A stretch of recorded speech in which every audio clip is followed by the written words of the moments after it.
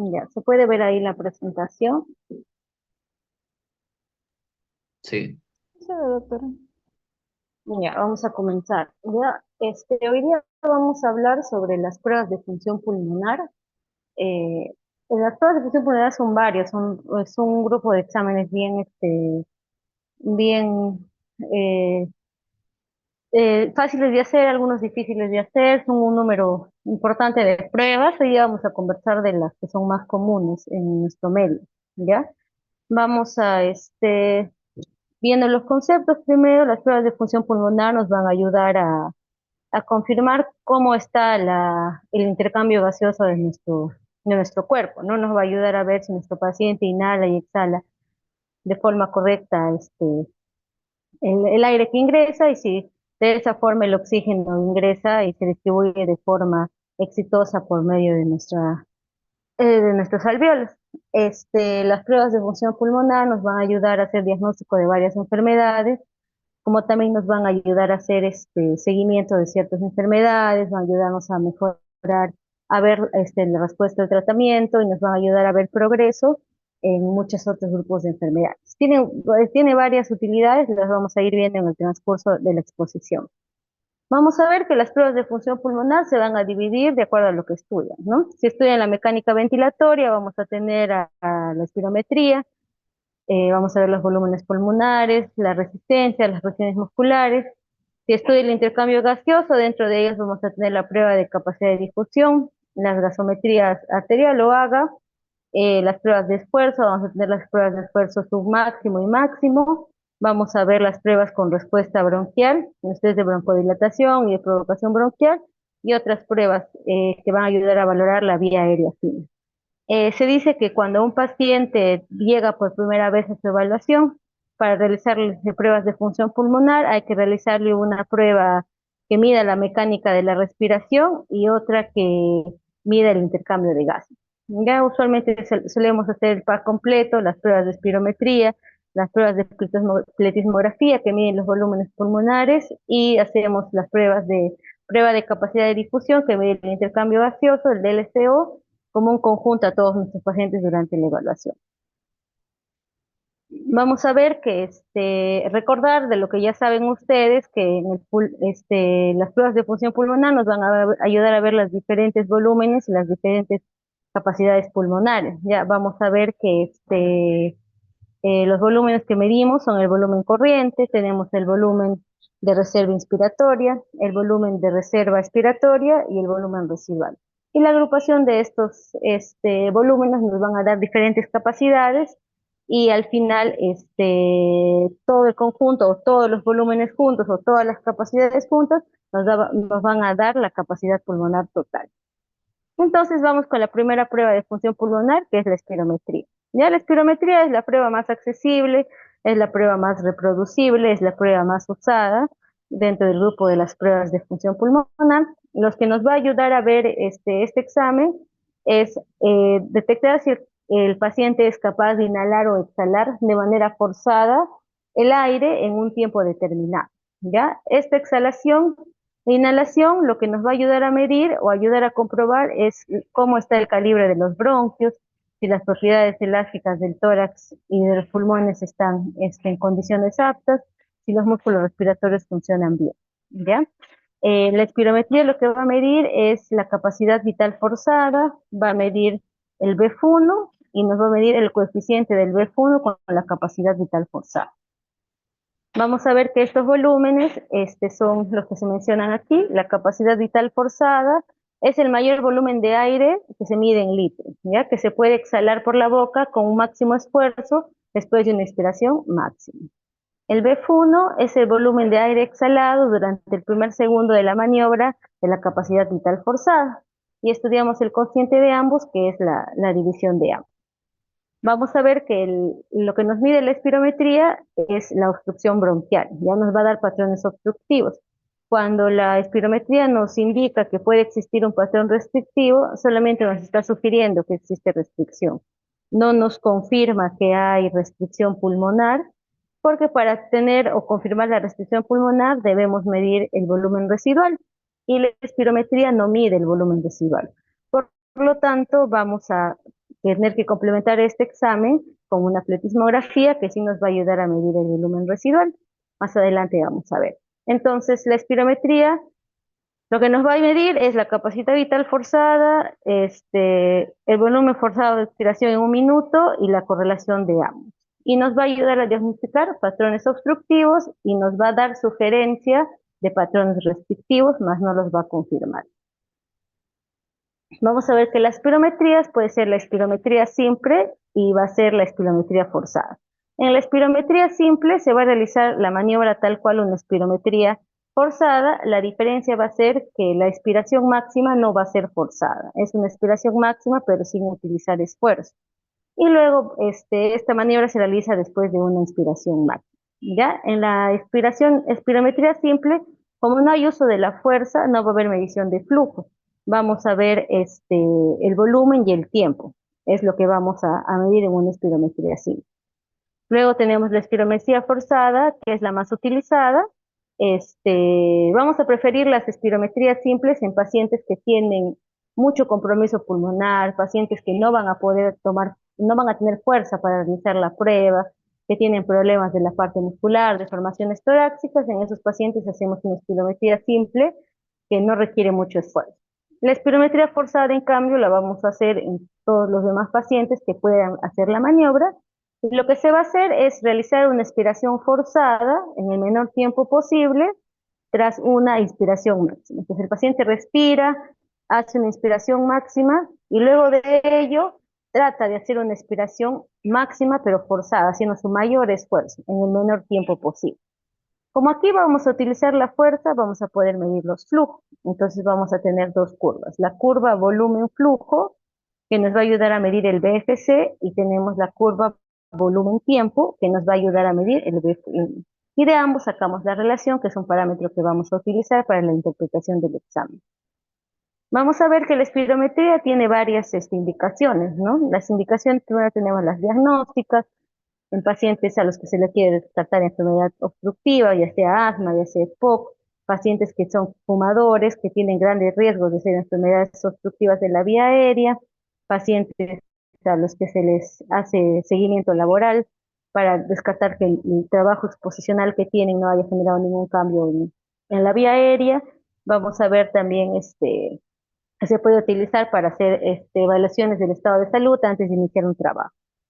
Nos va a ayudar a la monitorización después de iniciar tratamiento con inhaladores o algún otro tipo de tratamiento biológico o con medicación.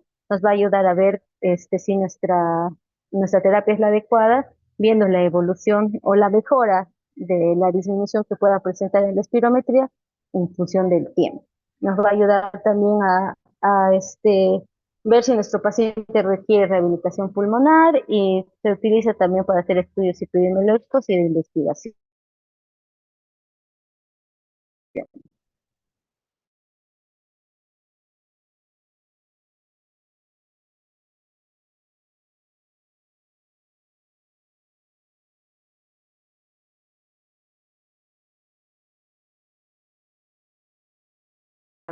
Realización del procedimiento, no se puede realizar el examen. Fuera de eso, vemos aquí las contraindicaciones absolutas. A tener en cuenta, tenemos los neumotórax recientes, pacientes que tienen cuadros de hemofilias agudas, que han tenido tromboembolismos pulmonares recientes, que tengan enfermedades activas, sobre todo tuberculosis o algunas infecciones que sean de transmisión alta, pacientes con infartos agudos recientes, que tengan problemas de tipo angor inestable, pacientes que tengan hipertensión intracraneal, que tengan aneurismas, que hayan tenido desprendimiento agudo de retina o que estén con inestabilidad hemodinâmica. Entre las relativas vamos a tener todas las que se mencionan aquí, pero hay que tener en cuenta sobre todo las absolutas, ¿no? Para no enviar la prueba cuando los pacientes tengan estos cuadros mencionados en la tablilla. Entonces, las indicaciones previas al procedimiento: hay que pedir al paciente que no fume 2 horas antes de la prueba. Idealmente 48 horas antes de la prueba, pero si es un paciente que es consumidor masivo de tabaco, se le pide que 2 horas antes no fume. No se requiere que el paciente haga ayuno o tenga alguna preparación medicamentosa especial, solamente se le pide que venga prendas ligeras para poder hacer la maniobra con mayor facilidad. Se le pide que no haga ejercicio intenso, que no haga actividad física para que su capacidad al momento de hacer el examen no esté disminuida. Lo que sí se le va a pedir es que suspendan los broncodilatadores que utiliza horas o días antes de la prueba según el tipo de inhalación. Y vamos a ver en esta tabla cuántas deben ser las horas antes que debe suspender la medicación el paciente, ¿ya? Se van a dar cuenta que son medicamentos tipo el salbutamol, tienen que ser 8 horas antes, los medicamentos beta-adrenérgicos de vía oral 24 horas antes, el formoterol y el salmeterol que son beta-adrenérgicos de acción prolongada 24 horas antes, los medicamentos de acción ultra prolongada como el bilanterol 36 horas antes, bromuro de ipatropio 12 horas antes, los antihistamínicos 48 horas antes. Algunas literaturas refieren que hasta 7 días antes, pero idealmente 48 horas antes. Corticoides inhalados y orales no requieren ser retirados y los antileucotrienos 24 horas antes. ¿Ya? Entonces, le decimos al paciente que las indicaciones previas, suspendemos los medicamentos que hay que suspender y ejecutamos la espirometría. ¿Ya? Vamos a ejecutar la espirometría y vamos a hacerlo de la siguiente manera. Algunos espirómetros hacen la maniobra de frente, o sea, ponen el tubito en la boca y hay que iniciar con la inspiración. Otros inspirómetros, en cambio, inician con el volumen corriente, ¿no? Como se ve en la imagen, iniciamos con el volumen corriente, el paciente respira hace unas 3 respiraciones iguales, y luego le vamos a pedir al paciente que haga una inspiración máxima, ¿no? Hace una inspiración máxima, profunda, en un tiempo menor o igual a 2 segundos, y luego de esta inspiración máxima le vamos a pedir al paciente que haga una expiración forzada y explosiva. ¿Qué quiere decir? Que en un solo golpe debe botar todo el aire que ha juntado. Pues inspira y luego expira todo el aire de forma explosiva y forzada, ¿no? Anteriormente se decía que en esta expiración lo que queríamos lograr es que el paciente cumpla por lo menos 6 segundos, ¿ya? Ahora se dice que todos los pacientes, ya sean niños o sean grandes, por lo menos tienen que hacer una expiración que complete 15 segundos para que las maniobras sean aceptables y se tenga mejor lectura, ¿ya? Vamos a ver que la espirometría, hay que hacer 3 espirometrías buenas y solamente se pueden hacer un máximo de 8 espirometrías por evaluación. Porque después de la octava espirometría se ha visto que los pacientes se cansan, ya están fastidiados por la técnica y ya no lo hacen bien. Entonces, cansar al paciente que no va a colaborar, entonces solamente hacemos 8 repeticiones. Ahora, una vez realizada nuestra espirometría, vamos a tener que ver si nuestra espirometría es aceptable y si nuestra espirometría es repetible, ¿ya? Para eso vamos a tener los criterios de aceptabilidad. En los criterios de aceptabilidad, como se ve en la gráfica, lo que vamos a querer es que haya una elevación abrupta y vertical en la curva, de flujo-volumen y de forma triangular, ¿no? Entonces vamos a querer ver lo que dice, lo que se indica en la imagen. Vemos la elevación de la curva de forma vertical, llega a un pico y luego la disminución, la exhalación tiene que ser un descenso gradual y tiene que formar un triángulo, ¿no? Tiene que tener la forma triangular al momento de la expiración, como está vista aquí como se ve aquí en la imagen. Luego vamos a tener el volumen extrapolado. El volumen extrapolado lo vamos a ver en la curva de la inspiración. Vamos a ver que el volumen extrapolado debe ser menor o igual del 5% de la capacidad vital forzada o menor de 100 mililitros. ¿Ya? Aquí son mililitros, está mal lo de los litros.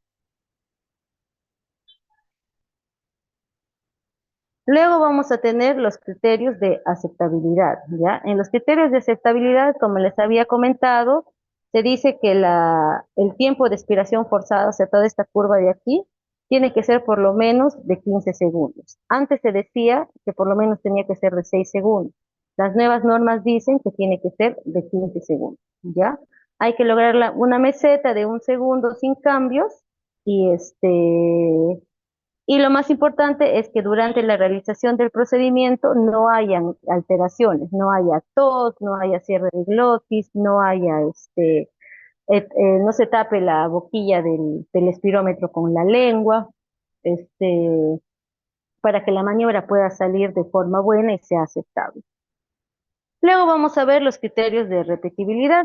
En los criterios de repetibilidad hay dos cosas para ver aquí. Ya en los criterios de repetibilidad se comenta que hay que tomar las dos espirometrías mejor hechas, las que tengan mejores valores, y vamos a medir tanto el BEF1 como el BFC.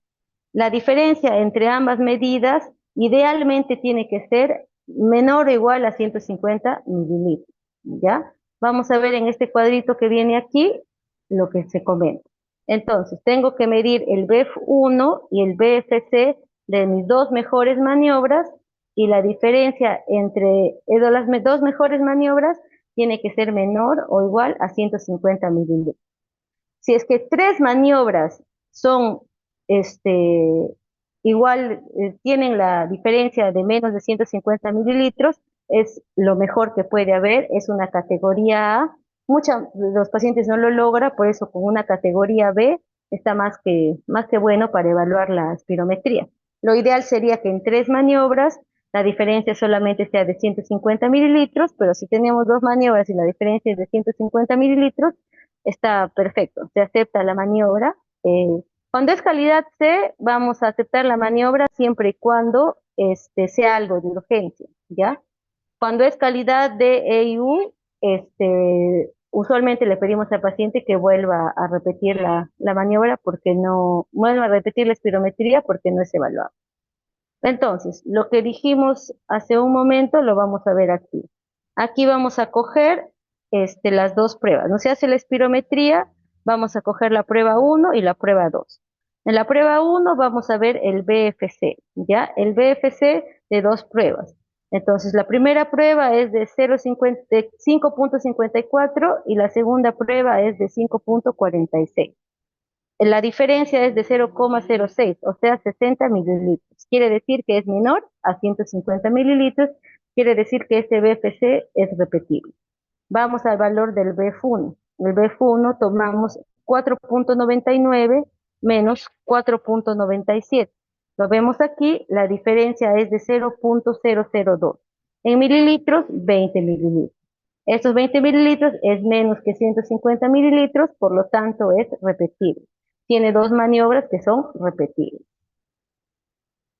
Y la prueba de aceptabilidad, vamos a ver que es aceptable por lo que hemos comentado, ¿no? Aquí la curva tiene que ser mayor a 15 segundos, lo que dura el tiempo, y aquí vemos lo que habíamos dicho. La curva vertical tiene un flujo y luego tiene un descenso rápido y forzado, formando un triángulo. Entonces quiere decir que nuestra prueba es aceptable y también es repetible. Una vez que hemos visto que nuestros exámenes son repetibles o aceptables, vamos a interpretar los resultados, ¿ya? Aquí en esta gráfica vamos a ver cómo se ven las curvas cuando existe algún tipo de alteración. Por ejemplo, las más comunes son esta de aquí, si ustedes ven aquí, vamos a ver que se forman esas imágenes como en espigas cuando el paciente tose. Vamos a ver, por ejemplo, si el paciente pone la lengua en la boquilla, vamos a ver este tipo de curva. No es un triángulo, sino hay varias espigas que no llegan a ser la forma triangular. Cuando el paciente no hace maniobras que son repetibles entre sí, vamos a tener este tipo de curvas. Ahí está la forma triangular, pero cada triángulo es diferente. No son similares entre sí, entonces son esfuerzos variables. Y algo que es muy, no común, pero que hay que tener en cuenta es en el cierre glótico, sobre todo aquí en la curva volumen-tiempo. Vamos a ver que a diferencia de la espirometría normal, que en la curva volumen-tiempo tiene que ir continuo y es curvito, en el cierre glótico tenemos una curva recta, rectificada. Y esto de aquí muchas veces se produce en pacientes que tienen estenosis laríngea o tienen algún pólipo en la parte de la laringe, y que nosotros cuando le hacemos el examen físico escuchamos sibilantes, escuchamos estridor y a veces lo confundimos con asma. Vamos a hacer la espirometría y lo que vemos es esta curva de una obstrucción que no es variable, ¿no? Una obstrucción fija. y eso nos da, nos hace ver que hay un cierre de glotis durante la realización del procedimiento, y eso nos hace el diagnóstico diferencial de que ya no es asma ni es obstrucción de la vía aérea, sino es un proceso que está arriba, no en la vía aérea superior. También vamos a realizar lo que ustedes ya conocen, el test de broncodilatación. ¿Ya? El test de broncodilatación lo vamos a hacer con salbutamol. También lo podemos hacer con bromuro de hipatropio. ¿Ya? En los adultos 400 microgramos y en los niños 200 microgramos. Y vamos a esperar 20 minutos para volver a hacer la prueba. Entonces, yo le hago una espirometría sin broncodilatadores a mi paciente, termino la prueba, le hago la aplicación de los 400 microgramos de salbutamol, que usualmente son 4 PAP, espero 20 minutos y vuelvo a realizar la broncoscopía. Entonces, tengo una broncoscopía pre-broncodilatación y una broncoscopía post-broncodilatación. Se recomienda que si es la primera vez que su paciente se va a hacer espirometría, se realice una prueba con broncodilatación. Aquí vamos a ver cuándo se considera positiva una prueba de broncodilatación. Una prueba de broncodilatación en los conceptos pasados se consideraba como positiva cuando había un cambio del 20%, del 12%, perdón, el BEF, entre el BEF1 o el BFC previo y el post, o un cambio de 20 mililitros, ahorita lo vamos a ver en un ejercicio. Cuando hay un cambio de 12% o más entre un resultado previo y el resultado post, se dice que tenemos una prueba de broncodilatación positiva. Los conceptos actuales dicen que ya no solamente hay que hacer la resta del BF1 pre y del BF1 post, del BFC pre, del BFC post, sino hay que utilizar esta fórmula que está aquí para poder ver si es que hay broncodilatación. Y usando esta fórmula de aquí, vamos a decir que hay broncodilatación cuando el cambio es mayor a 10%. Entonces, si solo vamos a hacer la resta, sigue permaneciendo el concepto de 12%. Si vamos a aplicar la fórmula, va a ser reversible, va a ser prueba de broncodilatación positiva cuando es mayor a 10%. ¿Ya? Los nuevos conceptos también comentan el concepto de obstrucción reversible. Vamos a ver que cuando un paciente tiene un cuadro de obstrucción, lo que va a estar disminuido es la relación BEF1, capacidad vital forzada, ¿ya? Entonces, ¿qué quiere decir el concepto de obstrucción reversible? Que si yo le aplico el inhalador a mi paciente, en la prueba post-broncodilatación, este examen que está disminuido debe volver a la normalidad. Si vuelve a estar dentro de los rangos normales, se dice que es una obstrucción reversible. Si no existe el cambio, no es una obstrucción reversible. Si solamente hay cambio en los valores del BEF1 y el BFC, se dice que hay una mejora significativa, ¿ya? Entonces, para no confundirlos, prueba de broncodilatación positiva, si hay cambios mayor o igual al 12% o de 20 mililitros. Se aplican la fórmula más del 10%. Prueba de concepto de obstrucción reversible, si mi relación BEF1-BFC vuelve a la normalidad, está dentro de los valores normales después de hacer la prueba de broncodilatación. Si no vuelve a los valores normales, quiere decir que esto es una obstrucción no reversible. Sigamos y vamos a hacer la interpretación de los resultados. Aquí les he aumentado algunas diapositivas, en cuanto a lo que es los nuevos conceptos que hay ahora, ¿ya? Para temas de su examen, van a seguir utilizando esta tabla que está acá, que es el valor en porcentaje, ¿ya? Pero actualmente ya nosotros no trabajamos con valores en porcentaje. Les voy a dar un ejemplo de cómo trabajamos actualmente, pero para esas nuevas mediciones necesitamos espirómetros modernos también, que den los percentiles, que den los límites inferiores de la normalidad. La mayoría de los espirómetros todavía dan estos resultados en porcentaje. Entonces vamos a hacer los ejercicios para el examen práctico con porcentaje, ¿ya? Pero igual les voy a explicar cómo, cómo se hace la nueva interpretación.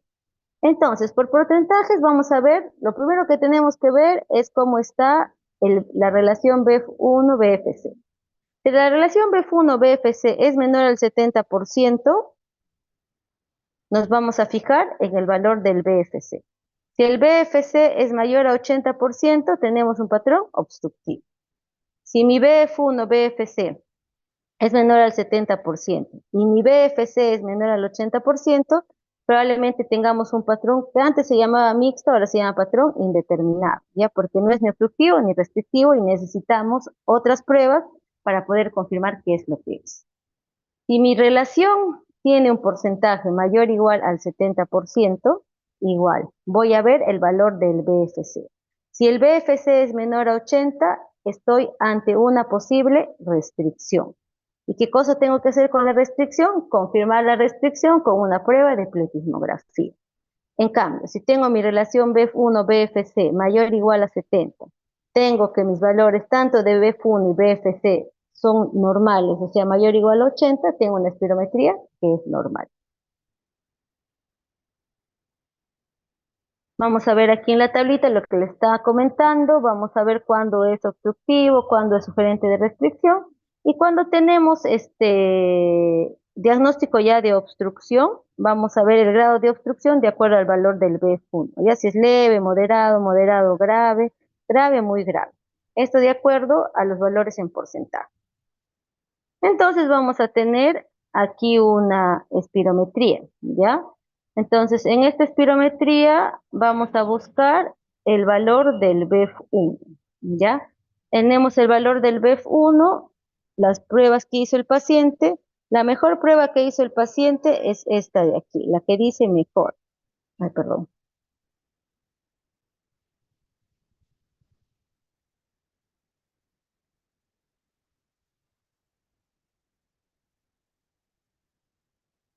Perdón, ahí se me sigue escuchando. Sí, doctora. Ya. Mm,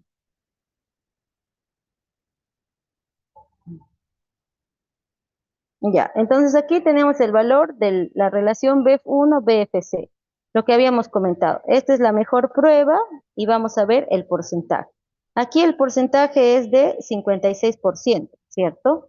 Entonces 56% es menor al 70%. Entonces tenemos una relación disminuida. ¿Qué vamos a ir a ver ahí? Vamos a ir a ver cómo está el BFC. El BFC, el valor en porcentaje es de 97%. Quiere decir que está mayor o igual a 80%. Esta espirometría es de un patrón obstructivo.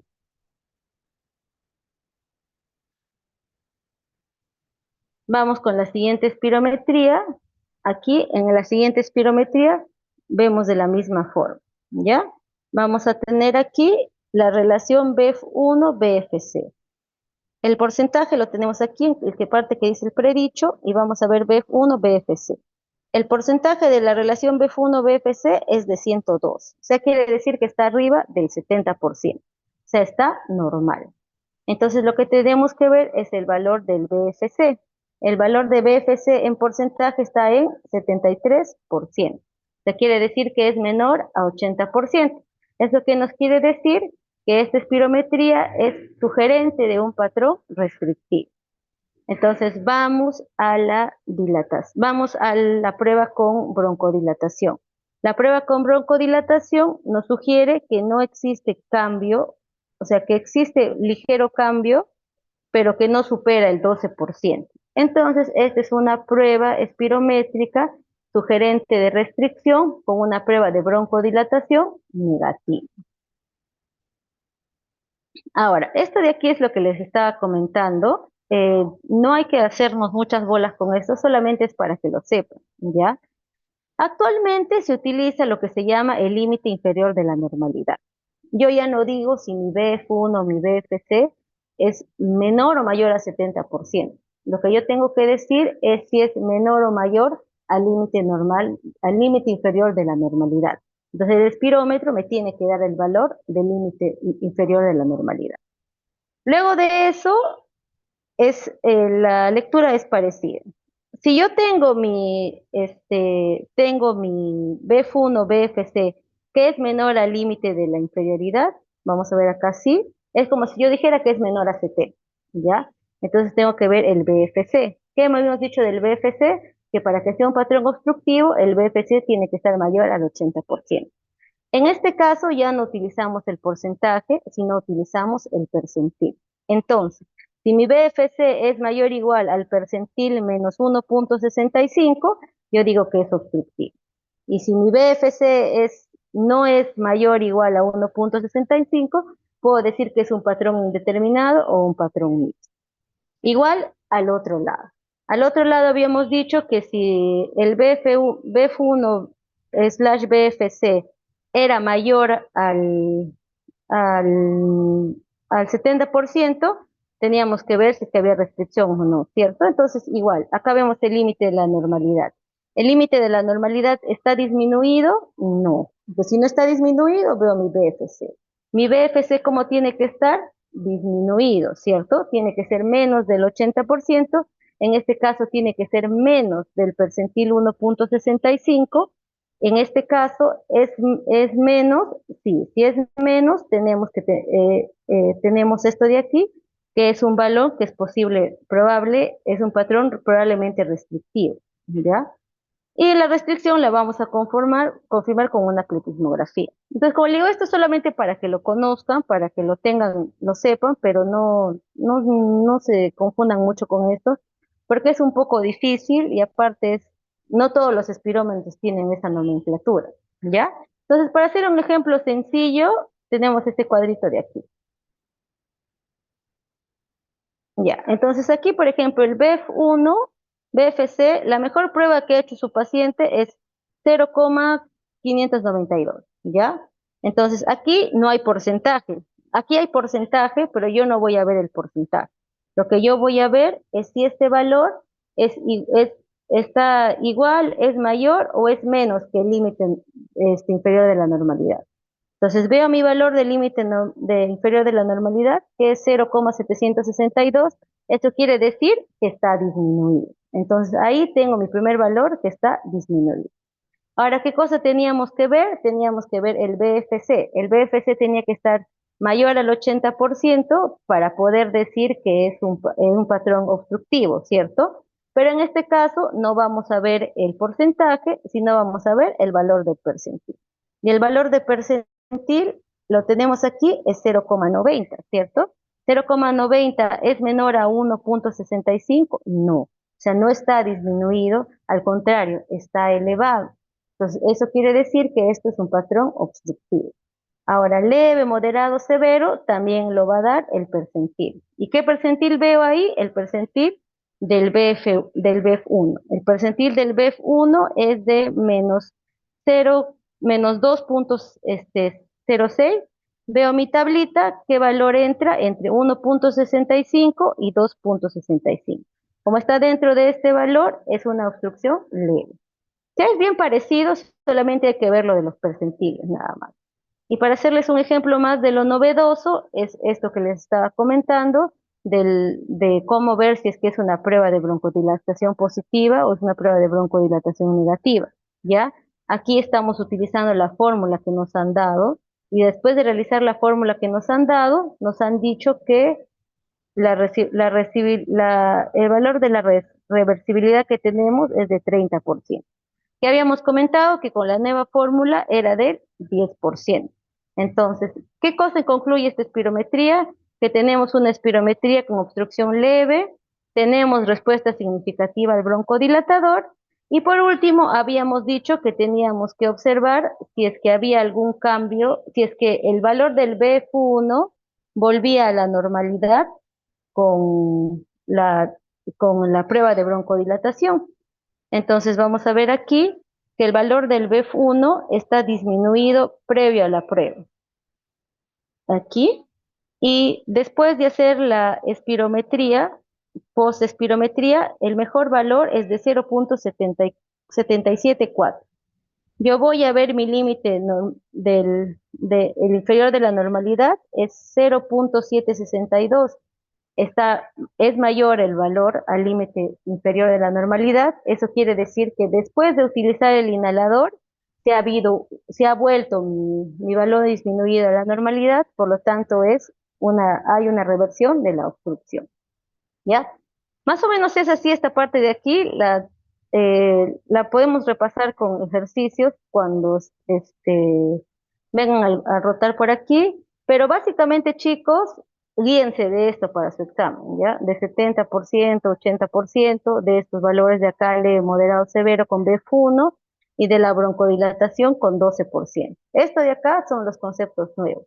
Se los digo para que los tengan en cuenta, para que sepan que ya existe, que no, ya no estamos trabajando con la parte de porcentajes, pero es solamente para que lo tengan en cuenta y si desean estudiarlo, lo estudien.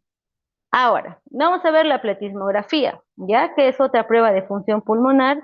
En la pletismografía lo que nosotros vamos a hacer o lo que nos va a ayudar más es a confirmar la restricción. Esa restricción que nos sugiere la espirometría nos va a ayudar a confirmar la pletismografía. ¿Y por qué la pletismografía nos ayuda a confirmar esto? Porque la pletismografía lo que va a hacer es ayudarnos a ver cuál es la capacidad pulmonar total del pulmón. ¿Y por qué nos ayuda a ver cuál es la capacidad pulmonar total del pulmón? Porque la pletismografía lo que nos va a ayudar a medir es el volumen residual. El volumen residual que no hemos podido ver en la espirometría es la que nos va a ayudar a ver la pletismografía. La pletismografía nos va a ayudar a confirmar si el paciente tiene atrapamiento aéreo, nos va a ayudar a confirmar si tenemos patrón restrictivo, nos va a ayudar a ver si hay un patrón mixto, restrictivo, obstructivo, nos puede ayudar también a hacer lo que nos ayuda a hacer la espirometría, a valorar riesgo quirúrgico, nos puede ayudar a ver incapacidad laboral y también nos va a ayudar a ver cuál es el progreso de las enfermedades crónicas pulmonares a lo largo del tiempo. Vamos a ver que la prueba de pletismografía, como está aquí en el gráfico, en la diapositiva, se hace dentro de una cámara presurizada, ¿ya? Esta cámara lo que nos va a ayudar a hacer es que el paciente tenga una oclusión del aire durante 3 segundos, que es donde se va a poder medir la capacidad residual funcional, ¿ya? Debe ser realizada dentro de una máquina y se realiza como indica aquí en las imágenes. Vamos a realizar varias expiraciones de volumen corriente lentas. Luego de eso va a ver la oclusión, va a ver la oclusión que impide el flujo aéreo. Se realiza esa oclusión y el paciente debe hacer respiraciones como jadeo, respira despacio como jadeo. La oclusión va a durar aproximadamente 3 segundos, ¿ya? Entonces, en esa oclusión de 3 segundos, el paciente hace esa respiración tipo jadeo. En esa oclusión de 3 segundos se mide la capacidad residual funcional y luego de eso se abre la válvula. Se abre la válvula para que vuelva a haber pase de aire, el paciente realiza una expiración máxima y luego realiza una exhalación de manera lenta y relajada. Entonces, es parecida a la espirometría, sí, pero ¿cuál es la diferencia? Que se hace dentro de una cámara presurizada y requerimos de esta oclusión de la entrada de aire para poder medir la capacidad residual funcional. Y la capacidad pulmonar total la tenemos aquí en la gráfica. ¿Cuál es el valor normal? Vamos a ver que el valor normal es entre 80 a 119, 120. Cuando es más de 120 va a haber hiperinsuflación del pulmón. O sea, quiere decir que va a haber zonas de obstrucción con hiperinsuflación donde no hay recambio aéreo. Cuando el valor es menos de 80, se considera restricción. Ya restricción leve, moderada, severa, de acuerdo al valor que está aquí. Vamos a ver el volumen residual, que es el volumen que medimos, y el volumen residual cuando está muy elevado nos va a hablar de áreas de atrapamiento aéreo. Áreas de atrapamiento aéreo que son áreas donde no existe intercambio gaseoso. Y en esta tablita de aquí vamos a ver lo que ya habíamos comentado. Entonces yo tenía un paciente al que le hice la espirometría y la espirometría me dijo que había una posible restricción.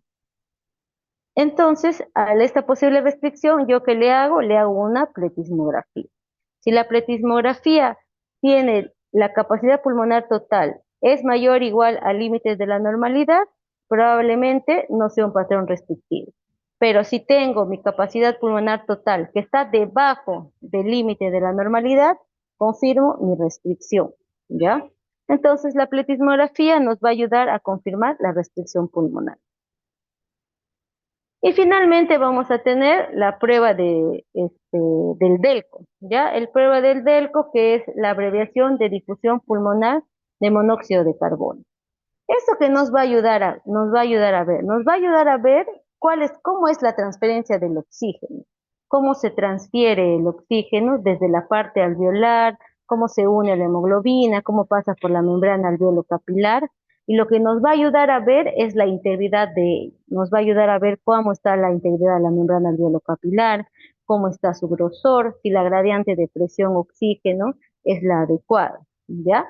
Entonces, lo que hacemos aquí en este examen es utilizar el CO, el monóxido de carbono. Vamos a utilizar el monóxido de carbono en reemplazo del oxígeno, porque el oxígeno tiene una presión muy variable en su trayecto en su trayecto sanguíneo. En cambio, el monóxido de carbono se une bien a la hemoglobina, su presión es constante durante la medición del examen, entonces puede indicar o puede ser el análogo del oxígeno. Entonces yo digo, así como el monóxido de carbono va por mi sangre y es lo que expulso, cuánta cantidad entra y cuánta cantidad sale, es la misma que la del monóxido de oxígeno. Entonces extrapolo ese resultado del monóxido de oxígeno y digo que así es como va por mi vía aérea el oxígeno, ¿ya?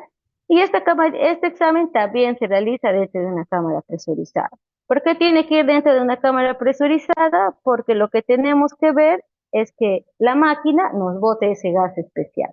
Ese gas especial va a tener monóxido de carbono, va a tener helio, va a tener oxígeno y nitrógeno en una mezcla homogenizada. Entonces, iniciamos la maniobra como las demás maniobras. Hacemos que el paciente tenga unas respiraciones lentas, su capacidad, un volumen corriente. Luego le decimos al paciente que realice una expiración y luego le decimos al paciente que realice una inspiración. En ese periodo se va a realizar un periodo de apnea, una apnea de 10 segundos. En ese periodo de apnea se va a homogenizar y distribuir los gases, todo lo que esté entrando como debe salir igual. Y después de eso le pedimos al paciente que haga una expiración completa y termina la maniobra. Entonces, ¿qué es lo importante del DELCO? Este periodo de apnea. Este periodo de apnea donde se van a soltar los gases y se va a hacer la medición de cuánto entra y cuánto sale. Y se interpreta de esta forma el DLCO. El DLCO vamos a tener los valores aumentados cuando está mayor a 120 en porcentaje, normal de 80 a 120 y el DLCO disminuido en menos de 80. Cuando hay aumento del DELCO, por ejemplo, en las hemorragias alveolares. En las hemorragias alveolares, como va a haber mayor concentración de hemoglobina, va a haber mayor captación de oxígeno y mayor captación de monóxido de carbono. Entonces ahí el DELCO se va a elevar. Vamos a ver disminución del DELCO cuando hay enfermedades obstructivas como el EPOC, donde va a disminuir este valor. Y vamos a ver aquí, los pacientes con EPOC van a tener el DELCO disminuido. Vamos a ver también que los pacientes con fibrosis pulmonar pueden tener los valores de DLCO disminuidos. Entonces, aquí, para hacer un repaso, mejor con esta tablita de aquí para que no sea tan confuso, vamos a ver, ¿no? Entonces, ¿qué decimos? Primero vemos el valor del BEF1 BFC, con el límite el límite inferior de la normalidad o con porcentaje, ya sea cualquiera de los dos. Entonces, yo digo, mi BEF1 BFC es mayor al límite inferior de la normalidad o es mayor al 70%, no. Entonces, ¿qué voy a ir a ver? ¿Cómo está el BFC? El BFC es mayor o igual al 80% o es menor o igual al 80%. Entonces, si es mayor o igual al 80%, es mayor o igual al límite inferior de la normalidad, o es mayor o igual al percentil Z, sí, yo digo que es un patrón obstructivo. Si yo digo que mi BFC no es mayor al límite inferior de la normalidad, no es mayor al 80%, no es mayor al score Z, entonces probablemente me toque un defecto mixto. Entonces ahí hacemos el siguiente estudio, que va a ser las pruebas de capacidad pulmonar, que va a ser la pletismografía, ¿ya? Y vamos a este lado de aquí. A este lado de aquí vamos a ver la relación igual, ¿no? Si el BF1 BFC es mayor o igual al límite inferior de la normalidad o es mayor o igual al 70%. ¿Es mayor o igual al 70%? Sí, perfecto. Entonces hay que ver cómo está el BFC.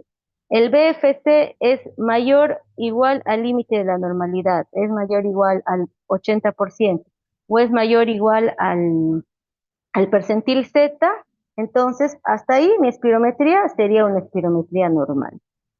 Cojo, hago mi prueba de DLCO, voy a ver mi prueba de DLCO y mi prueba de DLCO. ¿Está dentro de los límites normales? Sí. Entonces todo mi examen de pruebas de función pulmonar está dentro de lo normal. Si yo tengo hasta aquí que es normal, le hago un DLCO y mi DLCO sale alterado, probablemente tengamos una patología vascular, porque recuerden que la DLCO lo que va a medir es cómo está la membrana alveolo capilar. Entonces, si todo en mi pulmón está bien y yo tengo un DLCO disminuido, probablemente mi problema sea a nivel de la parte de la vasculatura. No va a ser a nivel de la vía aérea ni a nivel del parénquima, sino va a ser a nivel de la vasculatura. Vamos al otro lado. Entonces, hemos dicho que mi BF1, BFC está dentro de lo normal. Sí. Hacemos la medición del BFC, vemos si es que está mayor al 80%, mayor al límite inferior de la normalidad o mayor al percentil. No. Si no está mayor al percentil, probablemente este sea un cuadro sugerente de restricción. Entonces, para yo confirmar si es restricción que hemos dicho, hacemos la pletismografía. ¿Qué mide la pletismografía? El TLC o la capacidad pulmonar total. La capacidad pulmonar total es mayor al límite inferior de la normalidad. No. Si no es mayor, quiere decir que mi problema es de restricción. Y hasta ahí yo quedo con que es un patrón restrictivo. Si mi patrón es si mi TLC o mi capacidad pulmonar total es mayor al límite normal, el límite inferior de la normalidad, yo digo o concluyo que este es un patrón obstructivo.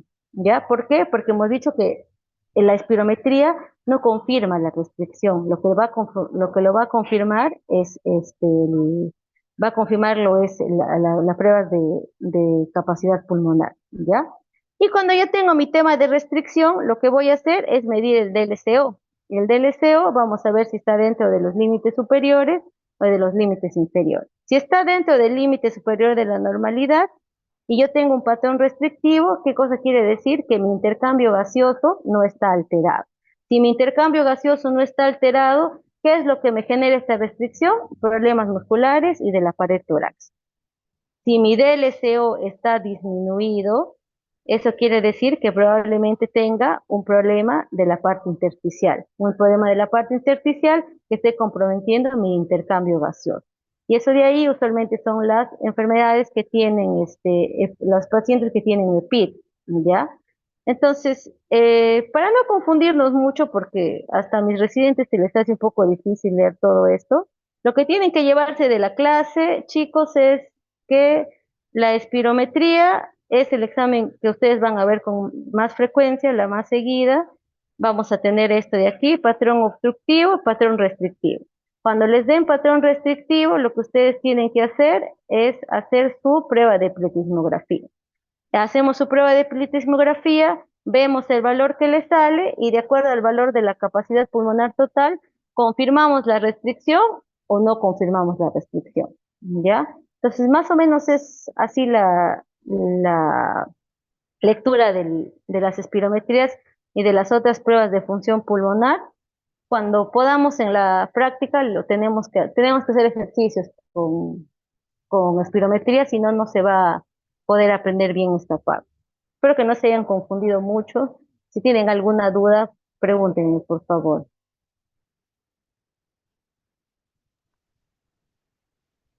Todo claro, doctora. Disculpe, más bien, doctora, ¿podría compartirnos su PPT? Sí, se le envía a su delegado, él se las puede pasar para que para que la repasen.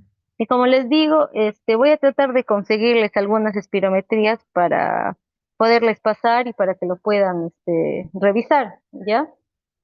Para que sean un poco más familiares con eso. Y como les digo, el DLCO pletismografía es para que lo conozcan nada más, no, no es necesario que lo sepan interpretar, pero más o menos la espirometría sí, ¿ya? Sí, ¿Tienen doctora. alguna, Y también en cuanto... duda? Dime, dime. Ah, sí, disculpe, respecto a los PPT también de la clase de tuberculosis de ayer, por favor, doctora, si pudiera Ya, compartirnos. ya, yo lo mando, le mando a su delegado, no hay problema. Ya, ya, doctora, muchas gracias.